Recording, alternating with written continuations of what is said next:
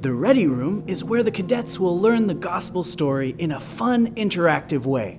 Be sure to prayerfully familiarize yourself with the Bible story each day before presenting the story.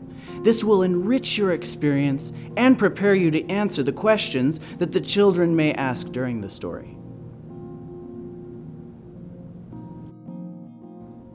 Dress the storyteller in the uniform chosen for the station leaders. The storyteller carries either a clipboard or computer tablet. This doubles as a prop and also as a place to store notes for telling the story. If using a computer tablet, be sure to save the story on the tablet in advance. PDF scripts are available from the script CD. The Ready Room is where the cadets are briefed each day, so it should look like a conference room. Seat the cadets around a wide rectangular table and have the storyteller stand at one end to present the day's story. If you don't have a large table, put two tables together to form one large area. Posters with the Galactic Quest logo and other space-related images should be attached to the walls. A whiteboard, chalkboard, easel with a large pad of paper, or projector and screen will add to the feeling of a conference room. It is up to you to decide what to write on the board or paper, or project on the screen. Just make sure it doesn't draw attention away from the storyteller.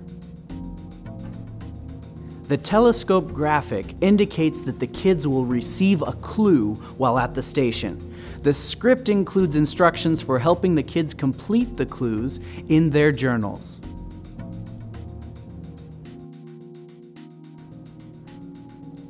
During the closing, the children will be interviewed about the activities and clues of the day's program. Because of the specific nature of the questions, it is imperative that you cover the main points of each day's script. Each day's questions are included in this manual, so you are aware of what the children will be asked. If you plan to make any modifications in your station, give the bridge/briefing director a written copy of the changes you will be making. This will enable them to modify their questions to accurately reflect what happened at your station. This should be done before the week of VBS, so the bridge/briefing director has ample time to make the changes. It could be quite difficult to adjust their questions during the program.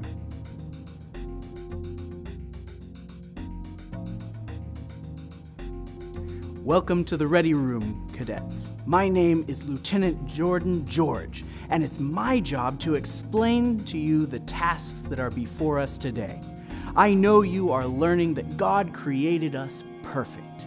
It's true, but before you were ever perfectly created, there was an event that changed our world forever.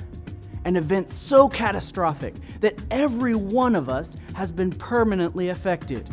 Before we start though, I need 4 volunteers.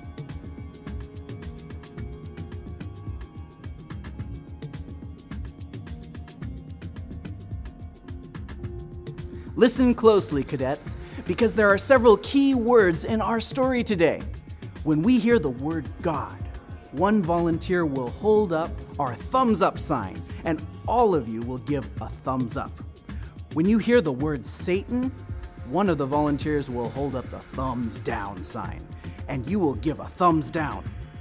When you hear the word fruit, one volunteer will hold up the hungry tummy sign, and you will rub your tummy. When you hear the words Adam or Eve, one volunteer will hold up the amazed sign, and you will copy the sign. But wait, there's more. When I say the key words and you see the key clues being held up, then you need to do whatever the appropriate action is. If you hear me say God, make the thumbs up sign, just like you see it in the thumbs up picture. If you hear me say Satan, which sign will be held up?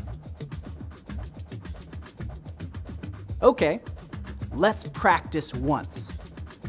God. Satan. Fruit.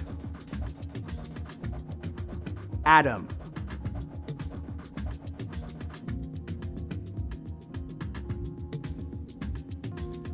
I think you've got it. Here we go. A long time ago, in a galaxy we call home, God created the earth. Everything was perfect. The trees, the animals, the birds, the rivers. Everything God made worked exactly the way He designed it to work. And then He created Adam and Eve to take care of everything He made. They were content doing just what He asked them to do. Alas, there was someone who hated God and wanted to spoil everything. His name was Satan. You see, that there had been a war in heaven before the earth was created. Satan, whose name was Lucifer before the war, decided that the world would be better if he were ruling the universe rather than God. Can you imagine? That would be like one of you marching into the school and telling the principal to take a hike because you would do a better job. Anyway, when Satan challenged God's authority, God had to respond to Satan's rebellion. God banished Satan from heaven, not because He stopped loving Satan, but because Satan's lies had already poisoned the minds of 1/3 of the angels in heaven and threatened to destroy the entire universe. Satan was telling everyone that God wasn't fair and that He didn't really love them. They were just His slaves. Some of the angels believed Satan and rebelled too. I know it sounds crazy, but it's true.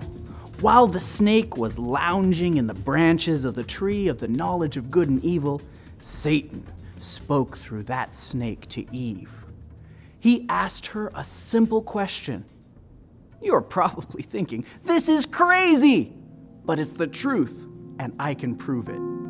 Our captain recorded all the things that happened in the past in his captain's log.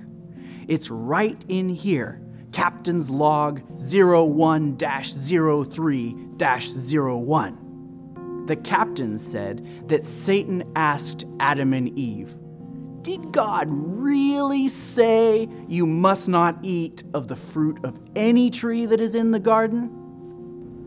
Satan was planting doubt in Eve's mind, trying to get her to question God's love and authority. This was his first step towards ruining planet Earth. Satan lied to her about God, just as he had lied to the angels in heaven. He told Eve that she wouldn't die if she ate the fruit of that one tree. But once again, we can read in the captain's log that God did say that eating the fruit of the tree of knowledge of good and evil would cause death. And Satan told Eve another lie, one that was partially true. He said that if Eve ate the fruit, she would be like God, knowing good and evil. Poor Eve, she was tricked by the master deceiver, the father of lies, as the captain's log calls Satan later on. Eve decided she wanted to be as powerful as God, and after she ate some of the forbidden fruit, she gave some to Adam, and he ate it too. And that, cadets, is the catastrophic event that changed planet Earth and all of us forever. Yes, I know. You're wondering how eating one little piece of fruit can be such a catastrophic event. It does seem strange. You wouldn't think one piece of fruit would matter so much to God. You may even have heard people say, "Oh, I'm sure God understands," whenever they want to get away with something that they know is wrong. But let me tell you how serious sin or disobeying God really is. After Adam and Eve ate the fruit, they took some leaves off of a tree, sewed them together, and covered themselves with the makeshift clothes. They destroyed part of His creation as they tried to fix their mistake. Then they hid from God behind some bushes. They were afraid of Him because of what they had done. Disobeying God over that little piece of fruit turned their relationship with him. They were actually saying to him, "We don't believe you. We choose Satan. We think he is trustworthy." And God let them. God doesn't force anyone to obey him. He wants us to obey him because we love him. Anyway, I was telling you how serious sin is. Sin is so damaging, so harmful, that it kills us eventually. Adam and Eve lived for hundreds of years after they ate the fruit. Sin kills us by separating us from God, who gives us life in the first place. And, crazy as it sounds, this catastrophic event affected God too. You know, this reminds me of what happened to First Officer Drake and the crew of the Galactic Quest. Correct me if I'm wrong, but the captain told Drake that there was one thing he couldn't do. Do you remember what it was? Drake could press all the buttons but one. And what did he do? Just like the captain had a plan to save First Officer Drake and the crew of the Starship Galactic Quest, God had a plan to save Adam and Eve, and all of us. Thankfully, when God found Adam and Eve hiding from him, he promised that he would send someone to save them from sin. And in tomorrow's story, we'll talk about who that someone was. And on day 4, we'll talk about how all this affected God. Get out your cadet chronicle. We need to record some evidence. On page 5, you will find 2 squares with a broken line drawn between them. The top square has God written in it. You are to write your name in the second square. The connection between the 2 boxes is broken, just like sin broke our connection with God. Your CPOs have a special sticker that you can put on the page that connects the line between God and you, just as Jesus reconnects us to God.